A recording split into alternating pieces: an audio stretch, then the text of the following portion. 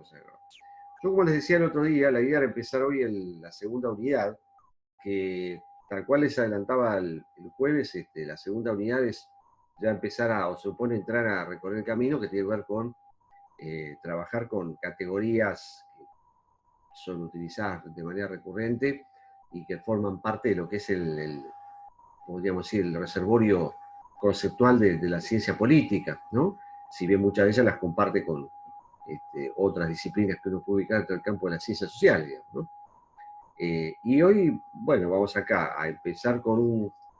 concepto justamente, que es esta idea de orden social, ¿sí?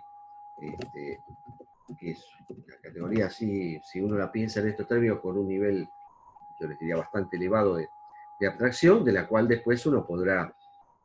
pensar la idea de orden político y de ahí pensar en un nivel un poco más desagregado que la idea de orden como tal. Esto un poco como para, digamos, poner un poco en tema, digamos, empezar a entrar un poco en tema, digamos, ¿no? Después, como yo les decía el otro día, acá lo que iremos viendo a medida que avancemos será otras definiciones, digo, que tienen que ver con pensar la idea de coerción, consenso, que alguna vamos a ver hoy, o yo que hacer una referencia hoy, poder, dominio, legitimidad, legalidad, y algunas consideraciones en torno a las definiciones de la política también, sobre todo porque la política suele ser pensada, por lo menos como está, agrupada a partir de dos grandes definiciones. Una que piensa la política como sinónimo de conflicto y otra que la piensa como sinónimo de compromiso, digamos, ¿no? Y ahí en ese contexto vamos a ver lo que son las definiciones de Schmitt como una caracterización agonal de la política, o sea, la caracterización de la política como sinónimo de conflicto, ¿no? Y ahí veremos un poco esta idea de pensar la política en términos de lógica amigo-enemigo, qué implicaciones tiene esto en las definiciones de la política y en el funcionamiento mismo del sistema político como tal. Bueno, el texto que vamos a ver hoy es de un libro de dos autores, Dawes y Hughes, es un libro bastante clásico de cultura política, es un libro de los años 70, y ahí en general hay dos capítulos que suelen ser vistos en cualquier materia de ciencia política. Uno es el capítulo 7, que es el capítulo de cultura política, y otro es que tiene que ver con el concepto de orden social, ¿no? Este es uno de los libros, yo diría, más clásicos respecto a esta idea de cultura política que tanta importancia ha tenido en la ciencia política, sobre todo durante los años 50, 60 y en buena medida los 70, e incluso más allá de este momento originario, en la medida que, bueno, pasa a ser un concepto casi mantra que, bueno, si uno no sabe muy bien a qué apelar, una de las ampliaciones suele ser, bueno, esto es una cuestión de cultura política. Son esos conceptos que son un poco como una especie de latiguillo o muletilla que sirve para salir en ciertas situaciones del paso también. Pero bueno, y uno de los capítulos justamente trabaja el tema del orden social. Y lo que hace acá es una especie de recorrido, yo le diría, de repaso de las principales teorías o de algunas de las teorías que hay respecto a sobre qué fundamentos se construye el orden social, ¿no? Que ahí, como vamos a ver, hay básicamente tres teorías planteadas, ninguna de ellas es mejor que la otra, sencillamente son diferentes porque ponen el acento en aspectos diferentes, digamos, ¿no? Pero, ¿qué significa acá en principio hablar de orden social y por qué es importante la idea de orden como tal, ¿no? Bueno, cuando acá los autores hablan de orden social, hablan de, en principio, un orden que se construye como resultado de la interacción de una serie de miembros que integran grupos sociales. Esas interacciones dan lugar a pautas que se transforman en modelos, ¿no?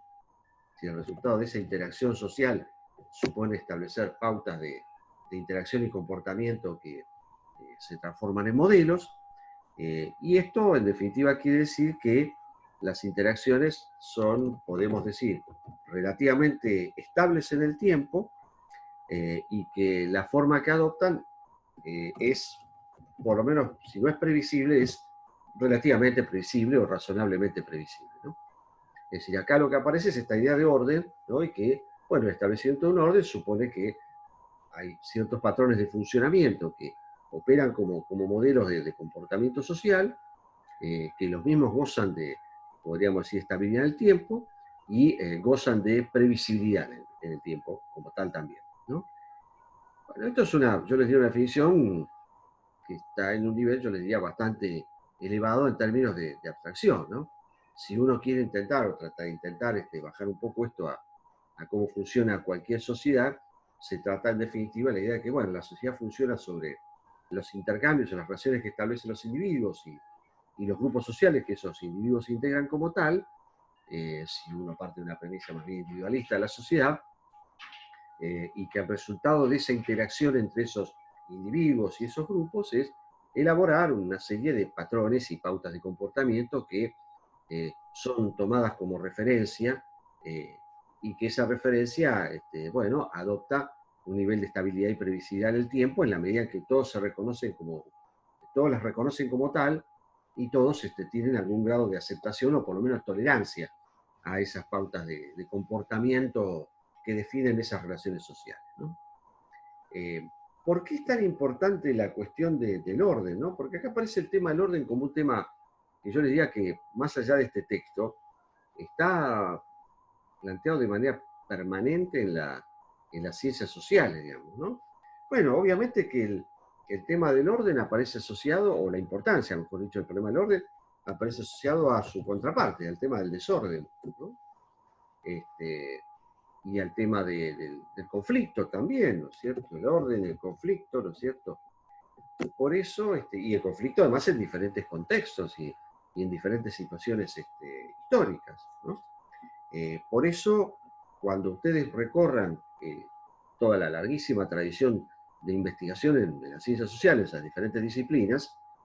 van a encontrar que aparecen recurrentemente palabras que, si no son sinónimo de orden, por lo pronto son palabras que uno puede asociar a la idea de orden. ¿Cuáles, por ejemplo? Bueno, por ejemplo, la idea de paz, ¿no? Por ejemplo, la idea de seguridad, ¿no? Bueno, la idea de equilibrio, ¿no? Bueno, en fin, etcétera, etcétera, etcétera, lo podría decir acá, ¿no? Es decir, en este caso, eh, aparecen una cantidad de nociones en contextos además que justamente lo que está ausente o lo que puede estar en crisis es el orden, ¿no? Y acá, digo, hay múltiples y variados ejemplos que uno podría poner, tanto para la teoría política como para la teoría de las relaciones internacionales, en las cuales aparecen presentes este tipo de definiciones, digamos, ¿no? Entonces, el término acá, orden, es un término que adquiere importancia porque de alguna manera está asociado a su contraparte, que es el tema del desorden, o que está asociado a otra contraparte que tiene que ver con el tema del conflicto, ¿no? ¿Y por qué es tan importante el tema del orden en definitiva? Bueno, porque el orden permite establecer algún grado relativo de certidumbre, o por lo menos hacer frente de manera razonable a la incertidumbre, ¿no? Si ningún orden por definición elimina la incertidumbre, pero por lo menos la hace, podríamos decir, razonablemente manejable. ¿No? Y este es un tema, digamos, que aparece presente. Yo recuerdo, por ejemplo, cuando uno veía teorías de la transición democrática, había un viejo texto de los años 80 que hablaba de la democracia como un tipo de orden incierto, ¿sí? Eh, Evidentemente la idea de incertidumbre ahí se refería más a, podríamos decir, las consecuencias o los resultados de poner en marcha un proceso democrático, no tanto a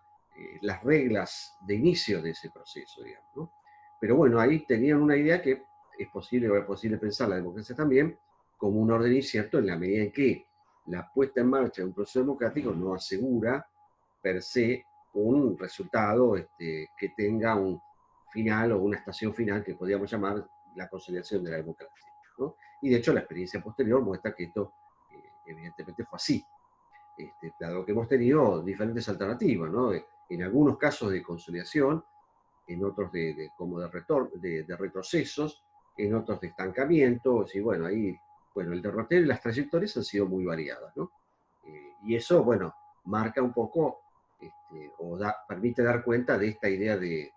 de la complejidad y la incertidumbre que caracteriza la puesta en marcha de un proceso como tal. Esto, digamos, como para hacer algunas consideraciones, digamos, generales, que uno puede plantear en el inicio mismo de este trabajo, y para marcar en definitiva por qué es importante abordar el problema del orden, porque está indisolublemente asociado a una cuestión que tiene que ver con la naturaleza cambiante y conflictiva de las sociedades, y sociedades que además operan dentro de contextos de incertidumbre. Entonces el punto, como yo decía acá, de lo que se trata es en definitiva de, bueno, poner algún grado de certidumbre relativa a lo que es un orden incierto en sus resultados, ¿no? Pero quizás que no sea cierto en cuanto a la puesta en marcha de ese proceso como tal, ¿no? Bueno, esto como consideración yo le diría más general. El otro punto que aparece planteado acá tiene que ver con las que son las distintas teorías. Y bueno, alrededor de la cuestión del orden y de cómo se construye, cuáles son las bases, hay diferentes teorías, ¿no? De alguna manera, el capítulo, o este capítulo de este libro de Cultura Política, intenta sistematizar tres de ellas, digamos, ¿no? Una de ellas tiene que ver con lo que se llaman las teorías de la coerción, ¿sí? Que ahí después vamos a ver un poco más en detalle de qué se trata esto, digamos, ¿no? Bueno, después aparece otra variante que es lo que se llama las teorías del interés, ¿no? Ahí aparecen dos visiones, algo que se llama una variante más competitiva y una variante más bien de tipo prudencial, y una tercera teoría que tiene que ver con lo que se llama el consenso, mejor dicho, los autores llaman como la teoría del consenso de valores, digamos, ¿no? Yo lo que voy a hacer un poco acá es jugar con esta idea de entre consenso y coerción, y me voy a ir de la primera a la tercera y dejo un poco para el final, y eventualmente si no llego ya lo veré la semana próxima, la clase próxima, mejor dicho, con respecto a la teoría del interés, ¿no? ¿Por qué digo voy a jugar un poco con la primera y la tercera? Bueno, porque en general suele ser pensado acá el orden político más bien en torno a esta idea de una especie de equilibrio bastante inestable por momentos, pero equilibrio al fin entre coerción y consenso, digamos, ¿no? ¿Qué quiere decir coerción y qué quiere decir o qué supone hablar acá del consenso? Bueno, partamos un poco de la primera, ¿no? De la teoría de la coerción. Lo primero que me parece importante marcar acá es que las teorías que ponen el acento en el uso de la fuerza física o en la amenaza de la fuerza física como es esta, suelen partir de una visión, podríamos decir, bastante, podríamos decir, negativa respecto a la naturaleza del hombre, ¿sí? En general suele partirse de una idea bastante negativa en el sentido de que, bueno, el hombre es por definición un ser egoísta, ¿no es cierto? Está, es más bien egoísta, está orientado más bien por su afán de, podríamos decir, bueno, ando bien la venida, de afán de poder, ¿no es cierto? ¿Sí? Es decir, acá aparece un poco esta idea de un sujeto que está, digamos, orientado por la búsqueda individualista del poder, y en ese contexto, entra en competencia con otros hombres, ¿no? Y esa competencia tiene diferentes niveles de hostilidad, podríamos decir, ¿no? Y bueno, la expresión máxima de esa hostilidad va a ser en este caso la guerra, ¿no? Si la guerra aparece como la expresión ya más extrema de la hostilidad entre los hombres, ¿no? Es decir, acá de lo que partimos entonces es de una visión del hombre, o una visión, podríamos decir, antropológica, sumamente crítica, ¿no? No sé si podríamos decir que el hombre es malo por naturaleza, podría ser algo por el estilo, ¿no? Pero sí podríamos decir que el hombre, bueno, está inclinado a intentar satisfacer sus impulsos naturales, y la búsqueda de la satisfacción de sus impulsos naturales lo lleva a la búsqueda de, bueno, el poder, la riqueza, el prestigio, o lo que fuere como bien alcanzar, ¿no? Y en ese contexto, o en esa búsqueda, entra en conflicto con otros hombres que tienen similares propósitos, ¿no? Y donde, bueno, esa competencia adquiere diferentes niveles de hostilidad, y la guerra aparece acá como la máxima expresión de esa hostilidad, ¿cierto? Ese es el primer elemento que yo diría que es importante destacar acá, ¿no? En general las teorías que suponen o que se basan en el uso de la fuerza, la amenaza del uso de la fuerza, lo hacen partiendo, presumiendo la idea de un hombre que podríamos decir es egoísta o es hasta malo por naturaleza para ponerlo en estos términos, ¿no? Y en ese contexto entonces aparece de alguna manera justificado el uso de la fuerza o por lo menos la amenaza de la utilización de la fuerza, ¿no? Es decir, acá aparece un poco esta idea de que en definitiva el uso de la fuerza o la amenaza del uso de la fuerza aparece, opera como una especie de correctivo a esta naturaleza, digamos, antisocial que por definición caracteriza al hombre o que caracteriza al ser humano como tal, ¿no? Y ahí ustedes van a encontrar que en esa caracterización que hay de la coerción, aparecen presentes una cantidad de autores que aparecen asociados a una visión de este tipo, ¿no es cierto? Y ahí menciona en diferentes contextos, diferentes autores, ¿no es cierto? Acá estamos hablando de autores que operan en distintos contextos, digamos, ¿no?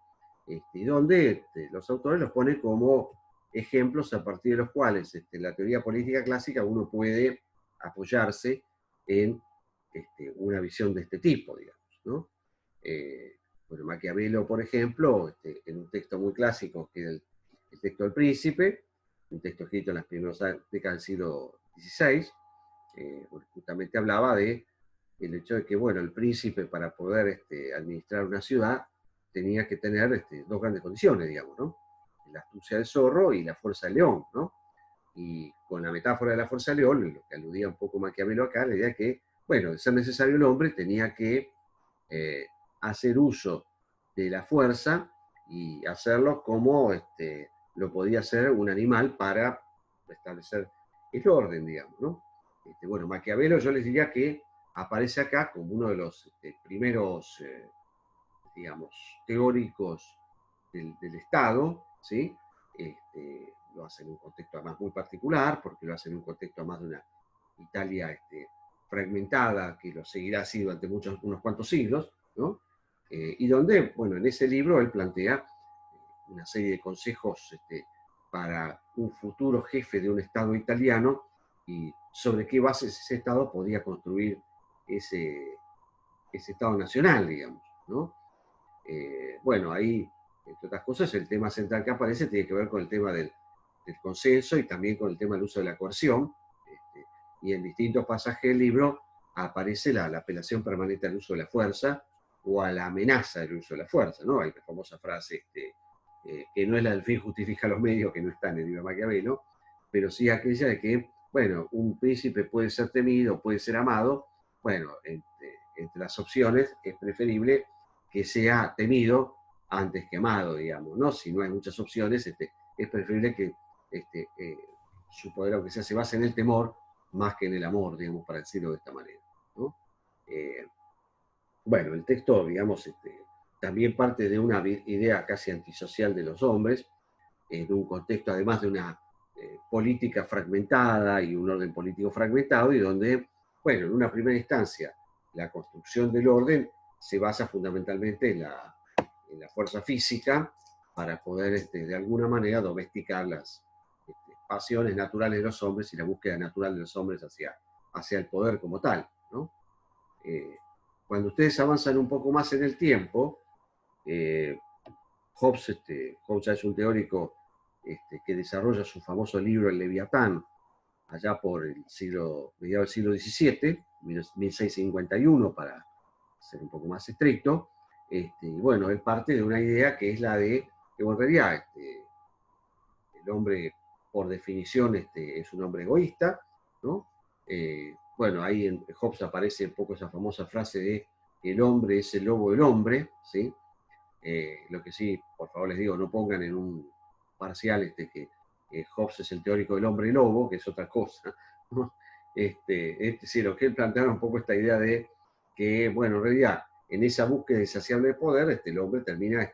devorándose al hombre y termina en conflicto con otros hombres, y la guerra es la manifestación más extrema de esa situación que él describe como de estado de naturaleza, como una situación presocial, ¿no es cierto?, en la cual el rasgo característico es el caos y la anarquía, producto del conflicto entre hombres que se sienten inclinados a buscar de manera natural la satisfacción de sus necesidades, digamos, ¿no? Sobre todo aquellas que tienen que ver con la necesidad del poder.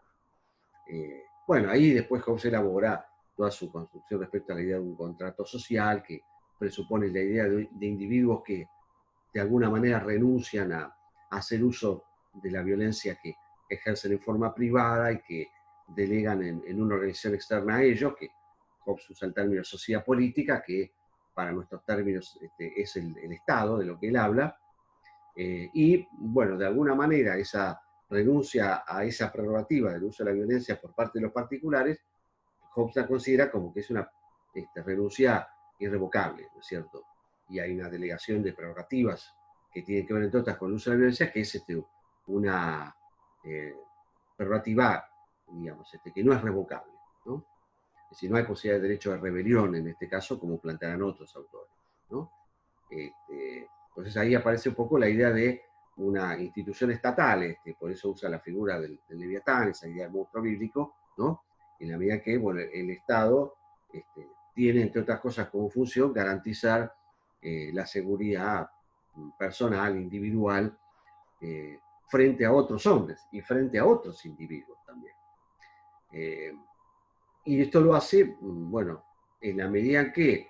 ve garantizada la posibilidad de ejercer de manera monopólica el uso de la violencia física, ¿no? Lo que es interesante, me parece rescatar acá, y creo que en ese sentido es lo que plantean estos autores, ya que, bueno, estos son autores que ponen sobre la mesa la cuestión del uso de la violencia física o la amenaza en la construcción del orden social, obviamente sobre una base de una visión muy negativa o pesimista respecto a la naturaleza humana. Entonces, de alguna manera, el papel del Estado acá es visto como una herramienta para hacer uso de un recurso que permita, de alguna manera, domesticar o por lo menos poner algún tipo de límites a lo que sería la persecución natural de sus impulsos por parte de los hombres, ¿no? Y si uno se va un poco más allá en el tiempo, bueno, la idea de Marx de la dictadura del proletariado, bueno, la imposición de la dictadura del proletariado supone una imposición de la dictadura por medio de la violencia en esa etapa inicial, violencia que permite la toma del poder de Estado para luego poder construir la utopía que supone, entre otras características, la disolución posterior del Estado. En la medida que se entiende que el Estado es la expresión del dominio de las clases, bueno, la extinción del Estado viene acompañada de la extinción de una sociedad de clases como tal, ¿no? Pero bueno, en ese caso en Marx también, esa toma de las herramientas o de los recursos del Estado también supone una revolución que tiene un elemento de violencia que permita luego poder construir esa sociedad ideal, eso podría llevar a una especie de final de la historia, digamos, porque no es el término más adecuado, pero de final de la historia de una sociedad sin Estado y sin clase como tal, en la medida que se entiende que el Estado también refleja lo que es una sociedad dividida en clases como tal, ¿no? Bueno, ya acá no es Maquiavelo, no estoy hablando de Maquiavelo a mediados del siglo XVI, ni de Hobbes a mediados del siglo XVII, sino que estoy hablando de Marx, Marx que plantea muchos escritos ahí a mediados del siglo XIX, haciendo un largo salto en el tiempo, donde aparece también otra vez la cuestión del uso de la violencia física como un recurso, ¿no? Para en definitiva poder establecer una sociedad sin clases y sin Estado en definitiva, ¿no?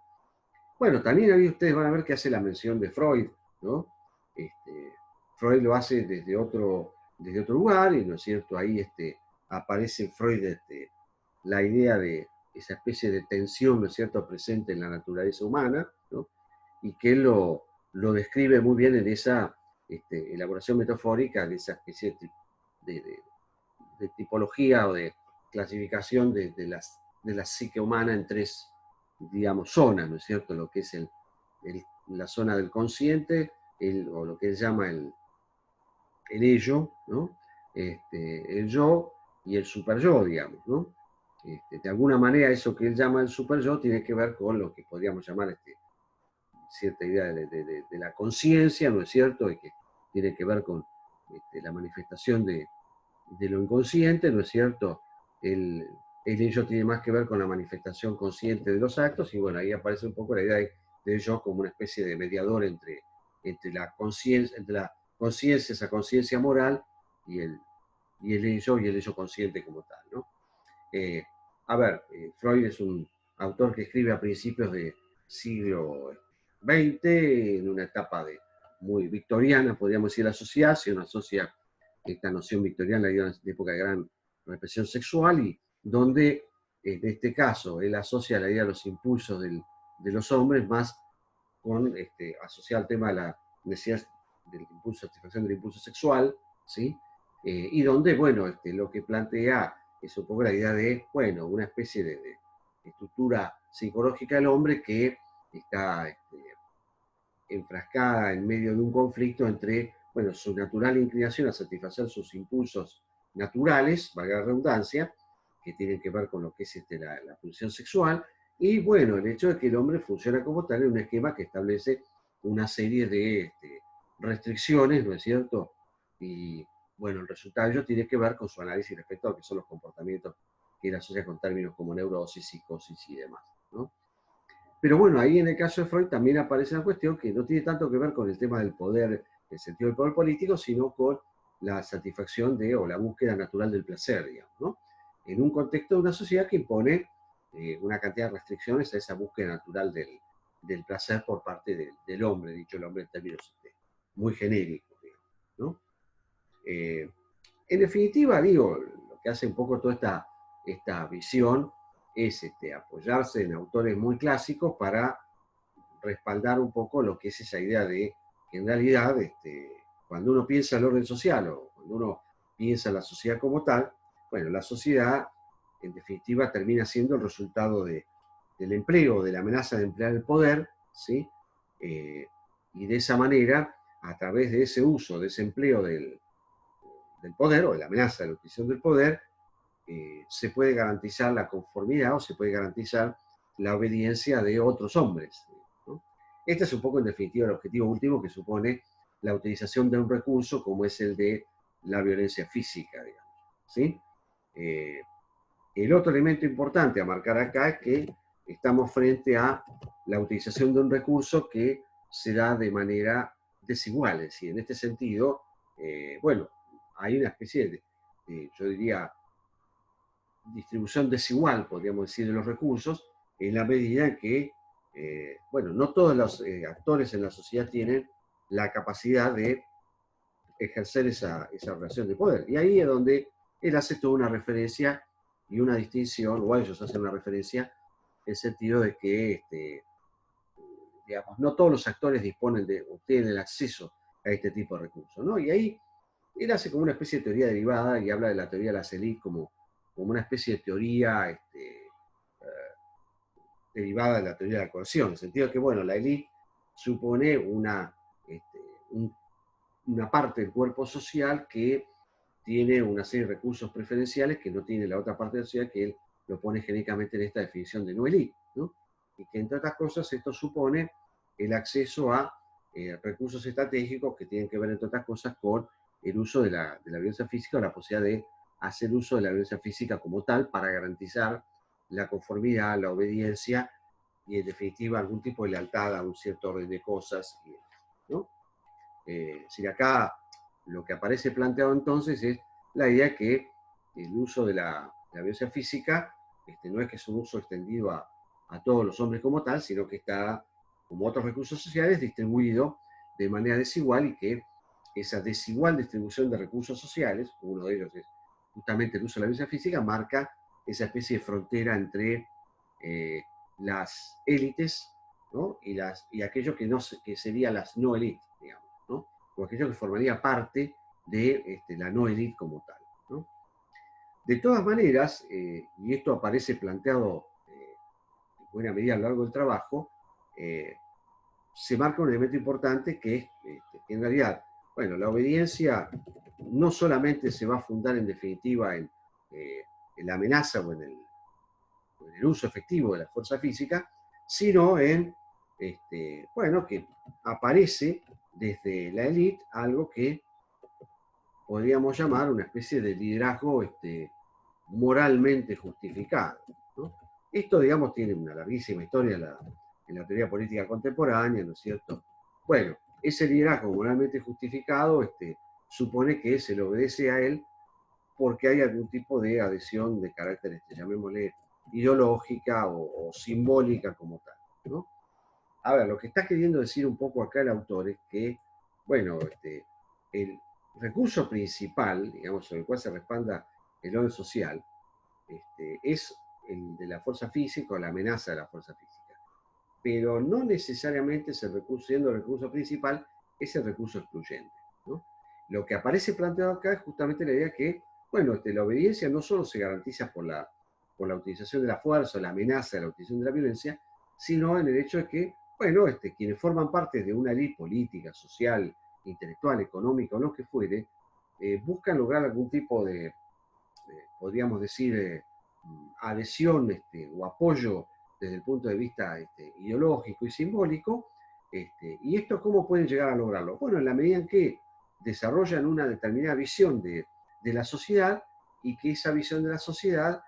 goce del, podríamos decir, del consentimiento de aquellos que no forman parte de la ley política. Entonces, en definitiva, la obediencia en este caso se funda en un recurso como es el de la fuerza física, pero se funda también en algún tipo de adhesión simbólica o ideológica, alguna visión que difunde, desarrolla y esparce, digamos, la élite o alguna élite social y política como tal, ¿no? Esto tiene que ver con un tema que es el famoso tema de la hegemonía, que en algún momento verán planteada por Antonio Gramsci, o la idea de la legitimidad que veremos acá en algún momento, ¿no es cierto? Es un poco la idea que en realidad quienes conducen o que tienen la capacidad de conducción política o social, no solamente logran hacerlo por acceder a lo que son recursos de poder explícito, como es el uso de la violencia, sino también que lo hacen a partir de, bueno, medios de comunicación mediante, logran, bueno, elaborar algún tipo de visión de la sociedad que logra el apoyo de sectores que podríamos llamar subalternos, ¿no? Y esos sectores subalternos, a la medida en que comparten esa idea de, digamos, de que el liderazgo está justificado, pues garantiza que pueda haber algún tipo de obediencia política que no se base exclusivamente en la utilización de la violencia, sino en, bueno, algún tipo de hegemonía, consenso sobre cierta visión o cierta hoja de ruta que tiene que tener la sociedad como tal, ¿no? Ahí después aparecen muchos conceptos, porque aparece la idea de hegemonía como un concepto muy, muy clásico, ¿no es cierto? Aparece la idea del consenso para otros, ¿no? Aunque no sean exactamente lo mismo, pero de alguna manera lo que se intenta graficar es esta idea que, bueno, en realidad el orden social se basa o se respalda en la amenaza y el uso de la violencia física como última ratio, y que la ley política también apela a otro tipo de mecanismos para garantizar una adhesión voluntaria por parte de sectores subalternos que le dé al liderazgo político un tipo de justificación intelectual, ideológica y política como tal, ¿no? Pero bueno, yo marcaba esto porque ahí el texto es como que hace una especie de deslizamiento, ¿no? De lo que es la teoría más dura de la coerción a lo que es esa idea de una teoría de la élite, ¿no? Donde, bueno, en realidad la teoría de la élite se ubica en un contexto en el cual esa distinción de élite y no élite está planteada en función de marcar, bueno, la idea de que en una sociedad hay sectores distintos que además tienen diferentes tipos de accesos a lo que son los diferentes recursos de poder o lo que son los recursos sociales que tiene o dispone una sociedad como tal, ¿no? Y que de alguna manera, a partir del uso de la violencia física como tal, también se apela a otro tipo de recursos que permitan dar algún tipo de justificación política, intelectual, ideológica a una desigual distribución de recursos en una sociedad, ¿no? ¿Cuáles son las ventajas y las desventajas que tiene una teoría de este tipo? Bueno, lo voy a dejar para después, queda muy poquito tiempo. Ahora me voy a meter un segundo en esto cuando volvamos, porque ahí hay algunos elementos que son interesantes que sirven para ver algunas de las fortalezas y las debilidades que tiene la teoría de la coerción y incluso también la propia teoría de la lid como una especie de derivación de la teoría de la coerción, ¿no? No sé si quieren hacer alguna pregunta, así se corta rápidamente. Si no, bueno, ahora lo retomamos esto, ¿no? Sí, profe, había una tarea en el texto para hacer, en realidad era como un modelo